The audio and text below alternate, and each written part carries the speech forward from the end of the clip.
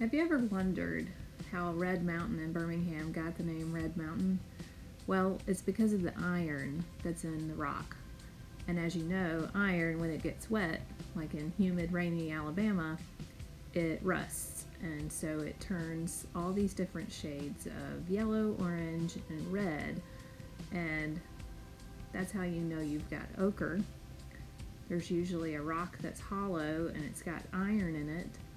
And then the ochre is actually made up of clay, sand, and iron oxide, or rust.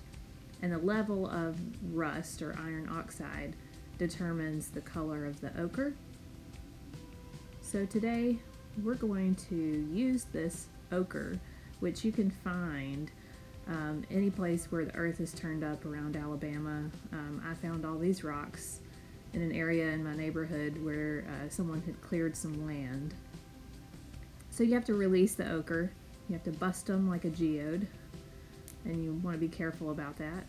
And once you get it open, you can use something like a palette knife, old scissors. I'm using a tiny little screwdriver, a little flathead screwdriver, to scrape the ochre. And then you want to be sure to add lots of water. So in essence, you're basically going to be painting on the sidewalk with clay. There's a lot of clay. So it's going to have that kind of texture of mud, kind of a sticky paste. And you want to keep adding water. It's really important that you always add water to your paint anytime you're using a water-based paint. So it starts out as this powder, and you can see I've got 3 different colors. One is yellow, one is kind of a rusty orange, and the other is a dark brown. And the key is water, paint, surface. Water, paint, surface. You always want to do your water and then your paint, and add as much water as you need to your paint to get it the right viscosity. And then you're going to apply it to the surface. So today we're making a mandala, which is the Sanskrit word for circle. And mandalas are used in lots of cultures. Traditionally, they were used in ancient Asian cultures for meditation.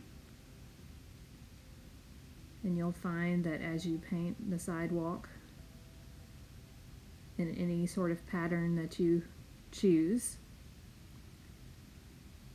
that you will kind of become entranced. I didn't plan this out at all. This just started as a dot and then radiated out. Some mandalas have squares in them. Many are divided into 4 places, 4 little squares, and then the circles added at the end. There's not really a wrong way to do this. I just got inspired by what I was doing. And I alternated my light and dark colors. And then I walked around the garden and found some mint leaves and some Stella Dior.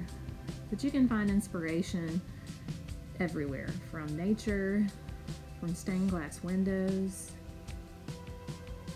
You can go to the creek and look at the shapes and patterns and colors. Look at your pet curled up, the pattern of its fur, a pretty flower, the way the colors radiate out from the center. I love passion flower. That's my biggest inspiration. And then you just make a mandala. There's no wrong way. You just always want to constantly add water to your ochre.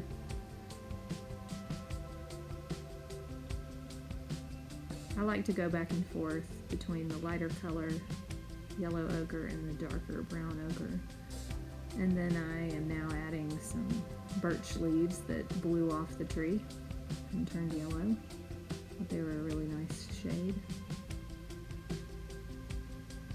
This sort of reminds me of a sun and a compass. And these are Rose of Sharon buds that dropped from my Rose of Sharon bush. And I like the alternating yellow and purple complementary colors. We'll put some clovers in, just for fun. And the great thing about mandala is that it's temporary. Nothing is permanent. And a mandala in traditional use was always destroyed after it was created. So if there's a rainstorm, thunderstorm that washes away your mandala, that's great. That's exactly what should happen. You want to live in the moment, enjoy creating, and as it washes away, you've got a new canvas to make another work of art.